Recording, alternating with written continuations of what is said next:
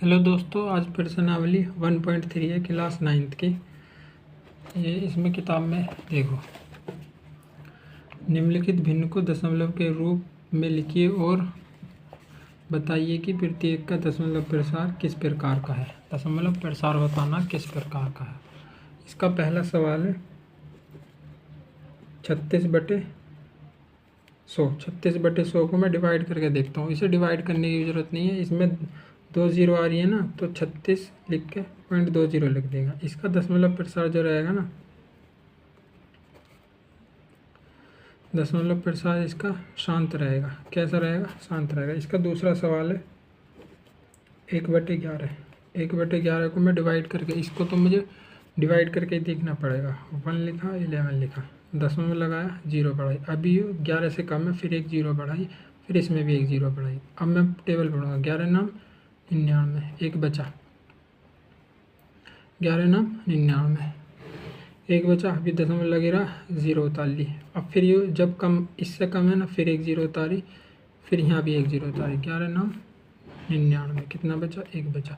ये 0.09 और 09, ये ऐसे ही चलता जाएगा। तो मैं इसे 0.09 पर बार लिख सकता हूँ। 0.09 पर बार लिख सकता हूँ। ये ऐसे ही चलता जाएगा। अभी मैं डिवाइड करूँगा, ऐसे चलता जाएगा। तो मैं इसे लिखूँगा, इसका दशमलव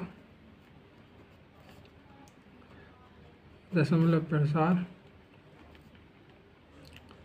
अशांतः और आवृत्ति, मतलब कि जो रिपीट हो रहा, ये रिपीट भी होएगा। इसका तीसरा सवाल है, इसका तीसरा सवाल देखो। इसका तीसरा सवाल है 4 से ही 1/8। 4 से 1/8 में इसकी मल्टीप्लाई करूँगा। इसकी 4 × 8 प्लस के 1/8, 8 चौक 32, 32 प्लस के 1/8, तो इसे 33/8 लिखूँगा। 33/8 लूँगा। अब इसे डिवाइड करके देखूँगा मैं। 33 को 8 से डिवाइड करूँगा। 8 चौक 32, एक बचा, दशमलव लगा, 0। 4 है, 8 है कम, 8, 2 बचे, फिर 0 उतार लिए। 8 दूनी 16, 10 में से 6 गए, 4 बचे, दशमलव लगे रहा, 0 और 8 पंजे 40, तो ये 40 आ गया। इसका जो आंसर आया ना 125 आया, 4.125 आया। इसका दशमलव प्रसार शांत आया। इसका जो आंसर आया ना, इसे लिखना है दशमलव प्रसार शांत। इसका चौथा सवाल है, इसका चौथा 3/13। 3/13 को डिवाइड करके देखना। मैं 3 को 13 मल्टीप्लाई करूँगा, दशमलव लगाया, 0 बढ़ाई। 13 दूनी 26, 13 दूनी 26, कितने बचे? 4 बचे। कितने बचे? 4 बचे, दशमलव लग रहा, 0। 13 × 39, एक बचा, दशमलव लग रहा, 0 उतार ली। अभी इससे कम है, तो एक 0 बढ़ाने के लिए यहाँ पहले 0 उतारूँगा, फिर यहाँ 13 × 7 = 91, 9 बचे, फिर दशमलव लगे रहा, 0 उतार लिए। 13 × 6 = 78, तो एक बचा, फिर 0 उतार ली। और 13 निम्मा 117, 117, फिर 10 में से 7 गए, 3 बचे, फिर 0 उतार लिए। लास्ट में 30 आ गया। अब जिस पे ये शुरू हुआ था वही आ गया। फिर ये संख्या दोबारा रिपीट होने लगेगी, तो इसे मैं 2, 3, 0, 7, 6, 9 पर बार लगा दूंगा। तो मैं इसका आंसर लिखूँगा दशमलव प्रसार अशांतः और आवृत्ति है। ठीक है। अब इसका ये सवाल, इसका 5वां सवाल देखो।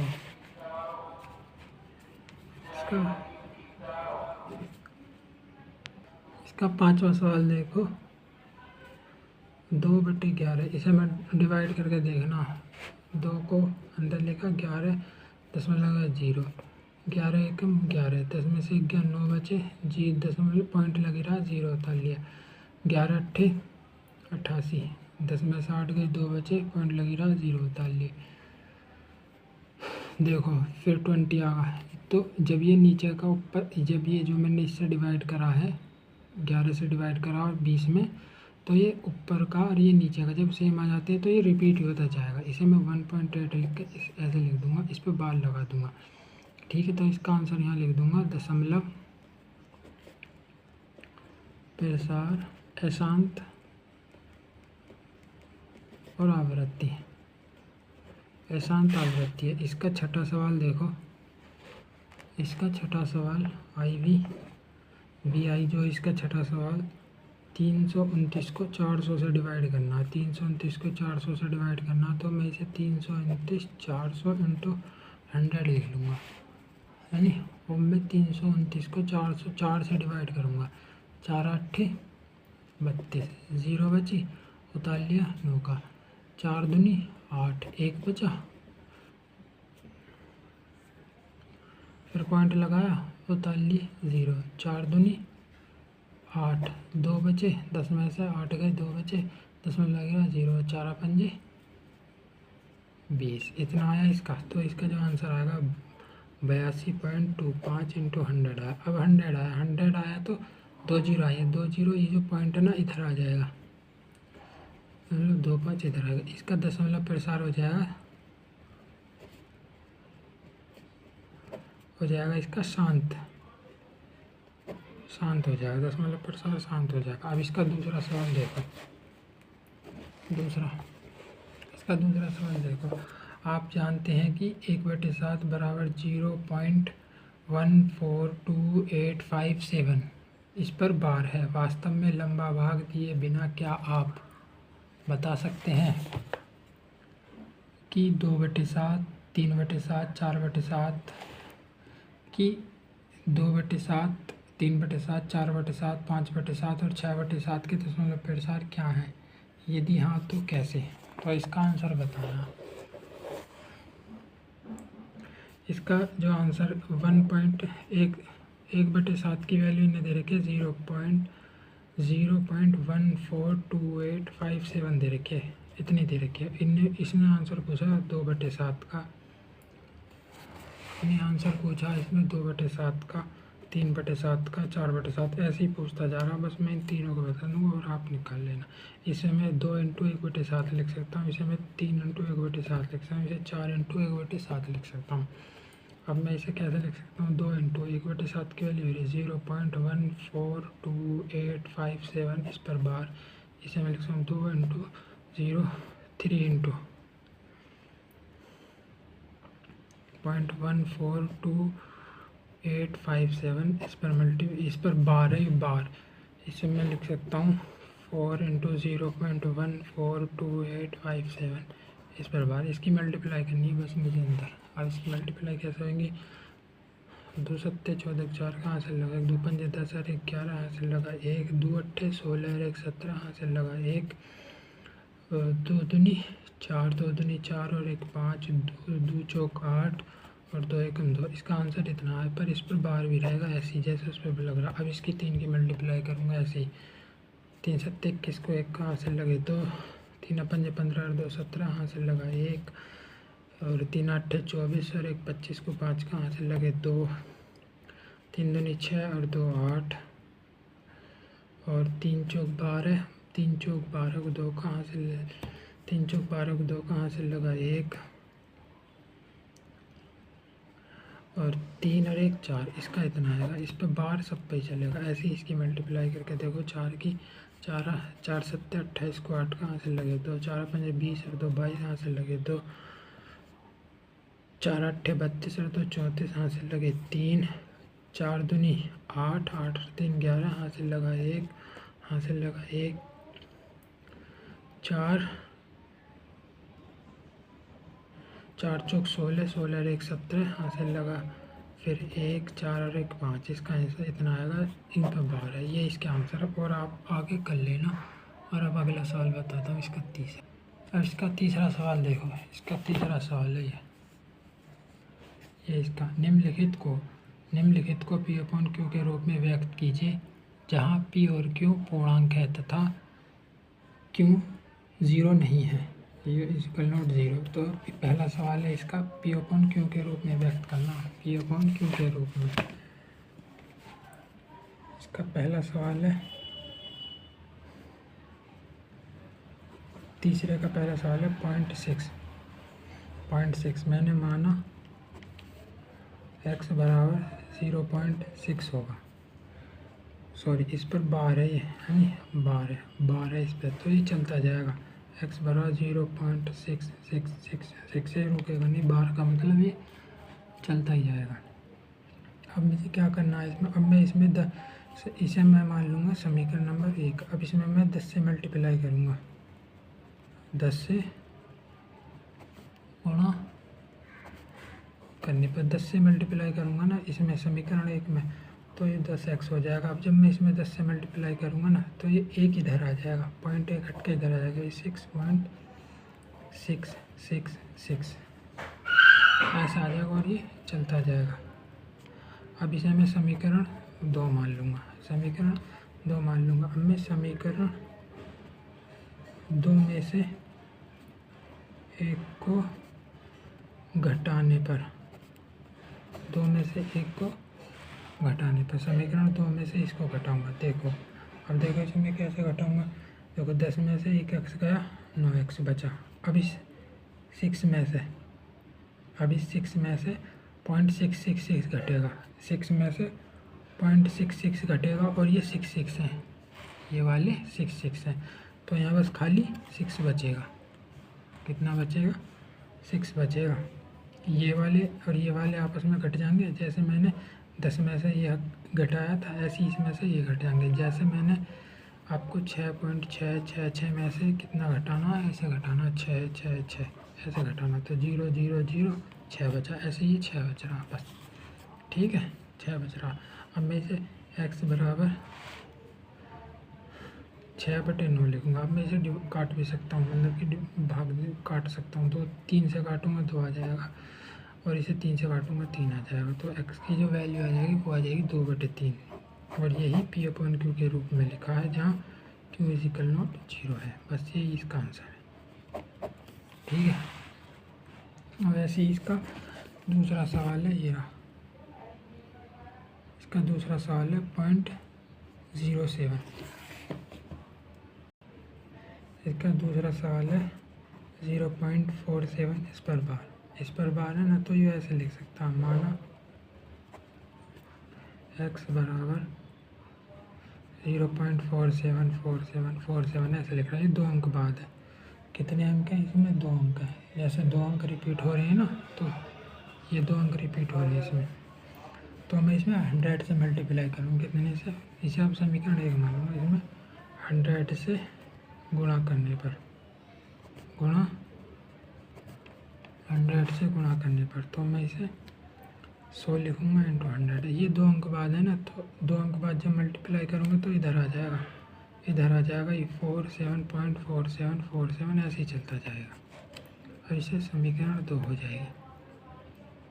अब मैं समीकरण 2 में से समीकरण 1 को घटाने पर, अब मैं इसको घटाऊंगा।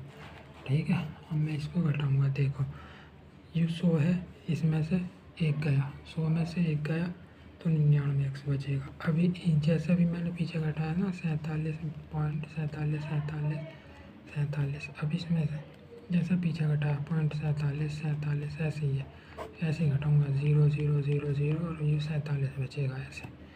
तो ये कितना बचा? 47 बचा। तो x बराबर 47/99, इसका यही आंसर है। P/Q के रूप में भी लिखा और इसका भी यही आंसर है। और अब इसका तीसरा सवाल है,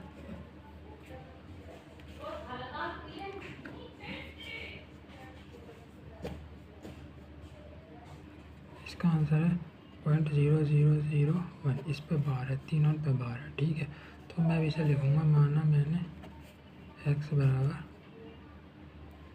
0.01001 ऐसे ही चलता जाएगा, और इस पे बार नहीं लगेगा, ऐसे ही चलता जाएगा, 0.001 ऐसे ही चलता जाएगा। ठीक है, तो 3 अंक बाद रिपीट हो रहा ना, 1 2 3 1 2 3, तो मैं अब इसमें 1000 से मल्टीप्लाई करूँगा। कितने से? 1000 से गुणा करने पर इसे समीकरण 1 मान लूँगा। 1000 से मल्टीप्लाई करूँगा तो ये 1000x हो जाएगा, और इसमें जब मैं 1000 से मल्टीप्लाई करूँगा ना तो ये हो जाएगा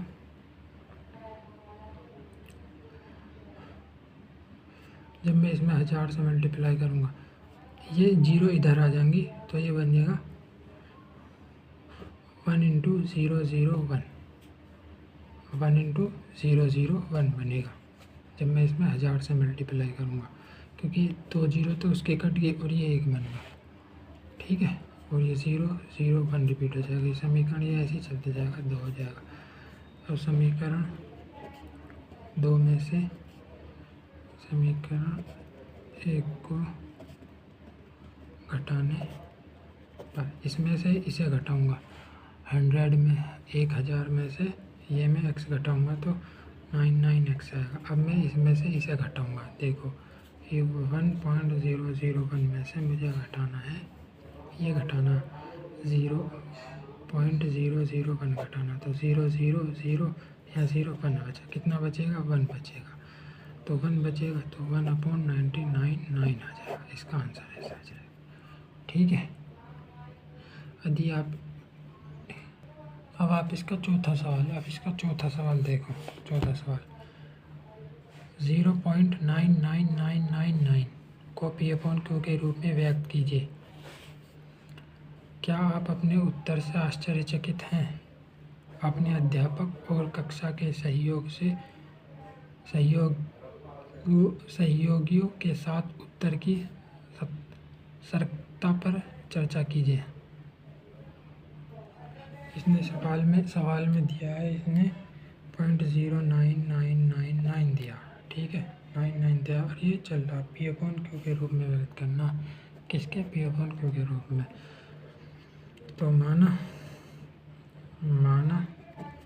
x बराबर 0.999 कितनी 9 लगा लो। अब मैं एक अंक बाद रिपीट हो रहा ना, एक अंक बाद ही, जैसे 1 के बाद 9 आ रहा, तो मैं 10 से ही मल्टीप्लाई करूँगा। 10 से गुणा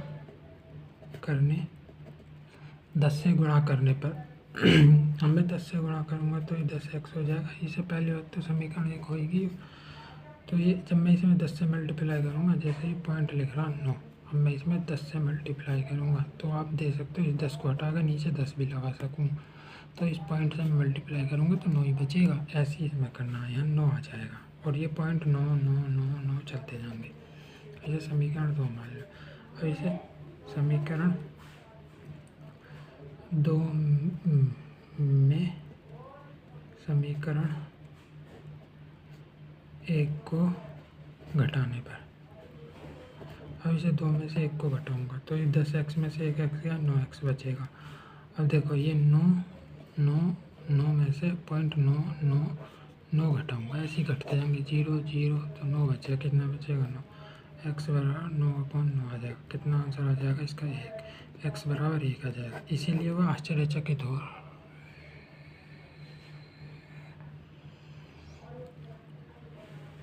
9/x आया इंटू 9 आया। अब x बराबर 9/9 लिखा, इतना कट के 1 आगा तो ये 1 आगा।